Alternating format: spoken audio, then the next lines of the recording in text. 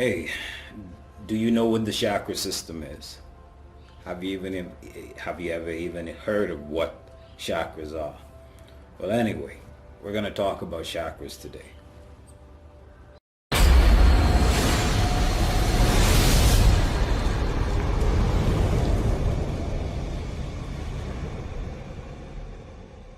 And welcome back. Today we're talking about chakras, right? I'm going to keep this as simple as I possibly can. What are chakras? Well, basically chakras are energy centers that run along your spinal column. And primarily there are 7 main chakras that most persons will discuss and talk about. But today I'm going to talk about 2 additional chakras that most people don't even know exist because they're still elevating in the steps to their meditation and their other works. Within the body there are 7 main chakras. At the very bottom there is the root chakra. This basically sits at the base of the spine, and that energy center basically comes out between the genital opening and the anal cavity opening. That is where it grounds out. The second chakra is approximately 2 inches below your navel. This would be your sacral chakra. The next chakra above that would be your, oh gosh, I can't remember offhand, but it is in your sternum area. This chakra is just below the next chakra, which would be your heart chakra. And above your heart chakra, next chakra would be your throat chakra. The next chakra would be your pineal gland or your third eye chakra. And the next chakra would be your crown chakra. So basically each of those chakras in the world of esoteric teachings has a different color, and they carry a different energy, and they affect different aspects of the physical body and aspects of the etheric body and the astral body as well. Most persons will come to learn with the passage of time that chakras can be blocked, and the reality is most persons, the majority of persons, have their 3 primary chakras blocked. And one would say, well, what does a blocked chakra have to do with anything? What happens is, in a blocked chakra there is a bleed off of energy, or there is a buildup of more energy than is needed. For instance, if one was to look at the root chakra carries the color red. And what you will find is persons who are operating in the root chakra tend to be very low level thinking. They tend to be very physical minded in their orientation, and they tend to be very insecure about things such as finances and relationships. What you find is, in order to unlock these chakras, one has to basically do different types of meditation that would open up these chakras. I'll get into those type of meditations in later videos as time progresses on the channel. But for right now, just want to talk about the 7 main ones and the 2 that you don't know about. Now what normally happens is, in the process of opening one's chakras, when all chakras are open, what you would experience is known as a Kundalini awakening. And what the Kundalini awakening is, basically there is a base of energy at the base of your spine, and this energy, once your chakras are open, this energy climbs up your spinal column like 2 serpents and 2 snakes, okay? And it comes out of your third eye. And what normally happens when this takes place is, most persons would experience this big flash of light, a bunch of geometry type colors, geometric figures and symbols.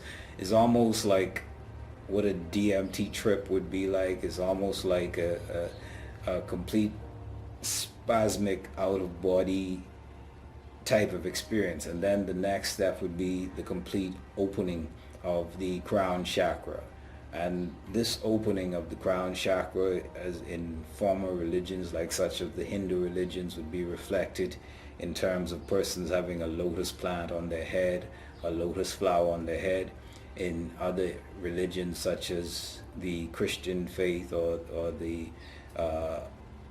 Muslim faith, it would be reflected by individuals with a halo around their head.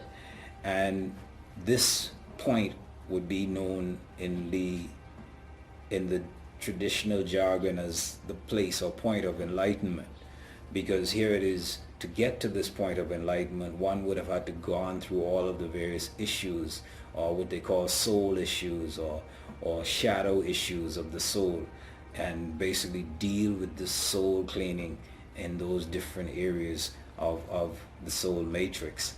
Now what happens is, there the other two chakras that I speak about, the eighth chakra, which is literally about 3 to 4 inches above your head. This eighth chakra is what is known in the esoteric as the oversoul chakra. This is basically a place of where your higher self, or your soul self, first locks into this 3D dimension. It is not a direct connection with the physical body because of the immense nature and power. So it has to be a gradual drop down into this body. What you'll find is only a portion of one's soul inhabits this physical body, and that portion is locked off, while the other portion is elsewhere on the astral plane, normally the 4th or the 5th dimension, as some feel. Now, the oversoul chakra, that is the 8th chakra. Now, the 9th chakra that most people don't know about is known as the black chakra, or the Sunya chakra. The Sunya chakra, how best to explain this? This is the connecting place of God. Here it is, most persons in most religious traditions, they go into a frenzy of worship, not realizing what they're really doing is they're raising the energy levels of their chakras, and they're placing themselves into a frequency vibration to access the oversoul and to access the God chakra. Here it is, the God chakra, the black chakra, the Sunya chakra, is the chakra where the divine spirit connects into this physical realm, and you have access. Now, this is not to say that the divine spirit, whom for the sake of this we will label as God, or the creator, or the source of all, this is not to say that he's only limited to that chakra, but in terms of your soul experience, when you raise to a level in your growth and development whereby you can have access to that chakra, you move about in a different way, in a different perception. That is another thing that I would like to tell you about in terms of chakras. Based on which chakra you are operating in, that is the level of perception that you will be in. Most persons don't realize the frequency of the chakra, or the frequency that they're living on, unless it is truly shown to them. And normally this doesn't really even happen until an individual decides to do soul work. And when I say soul work, some people call it shadow work. One has to do a lot of deep introspection, a lot of internal meditation, a lot of internal work. Many of us, we try and we depend on others to do the healing and the work for us, for the various traumas that we've sustained in this physical body and in the soul body. But the reality is we ourselves must heal ourselves. In the Christian doctrine, they say, physician, heal thyself. You have to come to a place in your understanding whereby you have to truly learn how to heal yourself, because the reality is the chakras and the energies that you carry with you are just a reflection of the mental, because at the end of the day, all is mental. That is the number one universal law. All is mental. So everything starts in the mental, in terms of what you're doing, in terms of how you're